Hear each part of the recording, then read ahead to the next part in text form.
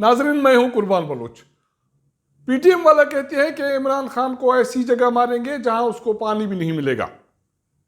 परवेज इलाही वजीर दाखिला राना सनाउल्लाह को कहते हैं कि आजा सीएम हाउस बैठा हूं। ये चैलेंजेस एक दूसरे को दोनों फरीकें तो दे रहे हैं, लेकिन हल क्या है मौजूदा बहरान का, 1.5 लाख का?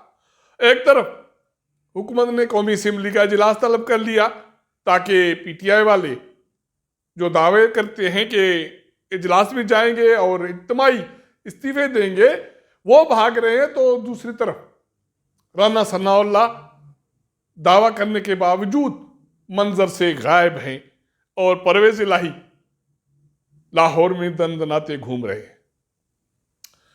इस सूरत हाल का हल क्या है, इसके हवाले से मैंने पहले भी ये सवाल किया। कहा यह जा रहा है कि हुकूमत इत्तेहाद मतलब है कि पीडीएम वाले वज़ीर आज़म शहबाज शरीफ और साबिक़ सदर आसिफ अली ज़रदारी और बाकी जो रहनुमा हैं, इनमें राब्ते तेज़ हो गए हैं।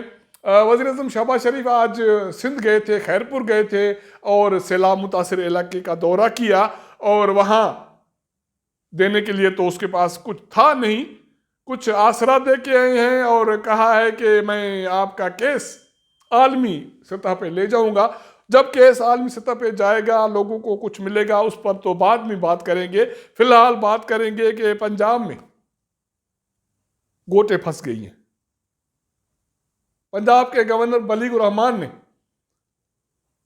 सीएम परवेज इलाही को कहा कि जाएं, ऐवान से वोट लें, और दूसरी तरफ मुस्लिम लीग नून वालों ने उसके खिलाफ अदम इत्मीनान की तहरीक पेश कर दी। स्पीकर सब्तैन खान ने गवर्नर की जो रूलिंग थी या हिदायत थी वो तो उन्होंने फाड़ के फेंक दी। कहा कि रवा सेशन में गवर्नर ऐसी कोई हिदायत नहीं कर सकता। इजलास जुम्मे तक मुलतवी हो गया। अब जुम्मे से अदम इत्मीनान की जो तहरीक पेश की गई उस पर अमल शुरू होगा। अब अदम इत्मीनान की तहरीक कामयाब होती है या परवेज इलाही एतमाद लेने में कामयाब होते हैं, ये अहम सवालात हैं। इसके हवाले से फवाद चौधरी कहते हैं कि आज लाहौर में तहरीक इंसाफ के रहनुमा मिले हैं, उनकी मीटिंग हुई है और काफ लीग की पार्लियामानी पार्टी का इजलास हुआ है, जिसमें काफ लीग के जो 10 एमपीएज हैं उन्होंने शिरकत की और परवेज इलाही पर एतमाद का इजहार किया। पीटीआई दावादार है कि उनके पास इस वक्त मुल्क में मौजूद 177 एमपीएज मौजूद हैं और वो परवेज इलाही को वोट देंगे। कल गवर्नर हाउस के बाहर पीटीआई ताकत का मुजाहरा करेगी, जलसा है, इमरान खान उसको खिताब करेंगे। ये वही गवर्नर है जिसने सीएम परवेज इलाही को कहा कि जाएं असेंबली से इत्मीनान का वोट लें, वो तो परवेज इलाही ने नहीं लिया। ना सिर्फ गवर्नर बलीगुर रहमान साहब एक्सपोज हुए हैं, राना सनाउल्लाह ने वफाकी हुकूमत को भी एक्सपोज किया, गवर्नर को एक्सपोज किया, खुद भी एक्सपोज हुए। उसका दावा था कि अगर परवेज इलाही इत्मीनान का वोट नहीं लेंगे तो वो सीएम नहीं रहेंगे, उसका ओहदा खत्म हो जाएगा। लेकिन जब से स्पीकर पंजाब असेंबली ने रूलिंग दी और परवेज इलाही ने इत्मीनान का वोट नहीं लिया, उसके बाद गवर्नर गायब है और राना सनाउल्लाह भी गायब हैं। अब यह दिखाई दे रहा है कि राना सनाउल्लाह साहब छुपने की कोशिश कर रहे हैं। कभी कहते हैं कि वो गवर्नर साहब नया नोटिफिकेशन जारी करेंगे, वजीर आला का ओहदा ख़त्म हो जाएगा, परवेज इलाही घर चले जाएंगे। फिर कहते हैं कि वजीर आज़म ये भी कर सकते हैं कि सूबे में गवर्नर राज नाफिज करे। मेरे ख्याल में ये इस हवाले से फिलहाल सिर्फ बोंगियां मारी जा रही हैं।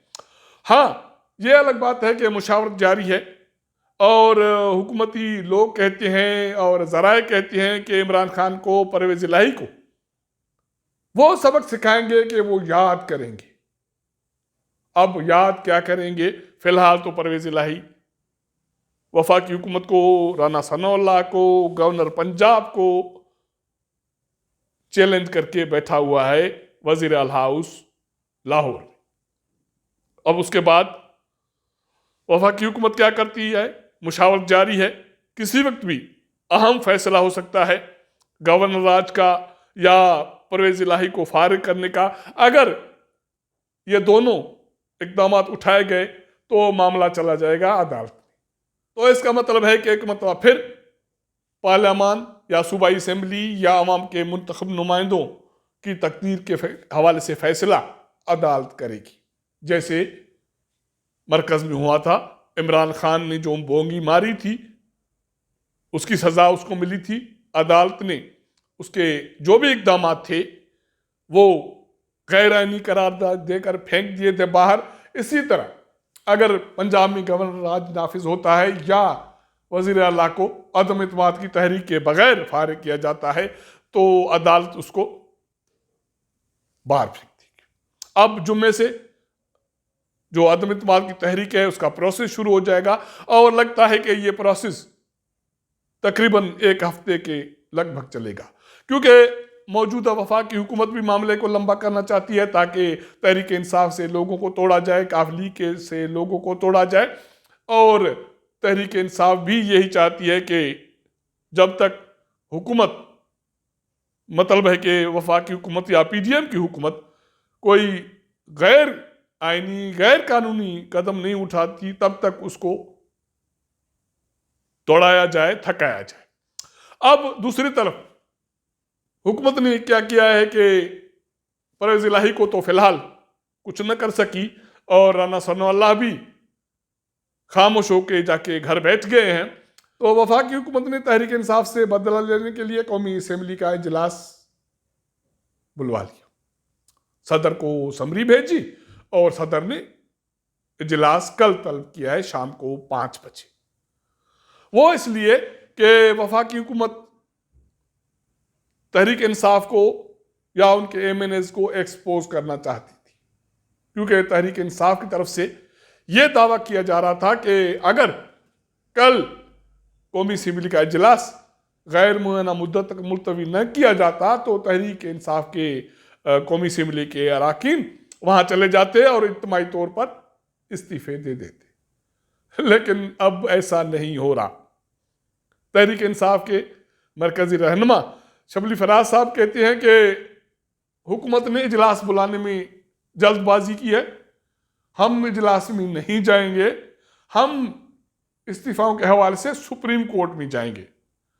तो इसका मतलब है कि तहरीक इंसाफ भी मामले को तूल देना चाहती है, पीडीएम की हुकूमत या इत्तेहादी हुकूमत भी मामला को तूल देना चाहती है ताकि जो फरीकेन हैं या मदे मुकाबिल जो फोर्सेस हैं वो एक्सपोज हो सके, कोई फाउल प्ले करे तो उन पर हमला करने में आसानी हो। तो इस तरह ये खेल खेला जा रहा है, हर कोई बाजी लेने की कोशिश कर रहा है और दाव लगाने की कोशिश कर रहा है।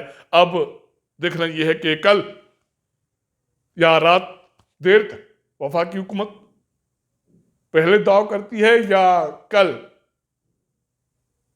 इमरान खान, तहरीक इंसाफ, चौधरी परवेज इलाही वाले वफाकी हुकूमत के खिलाफ दाव करने में कामयाब होते। अगर हमारा ये व्लॉग आपको पसंद आए तो अपने दोस्तों के साथ ज़रूर शेयर कीजिएगा, अपना फीडबैक दीजिएगा।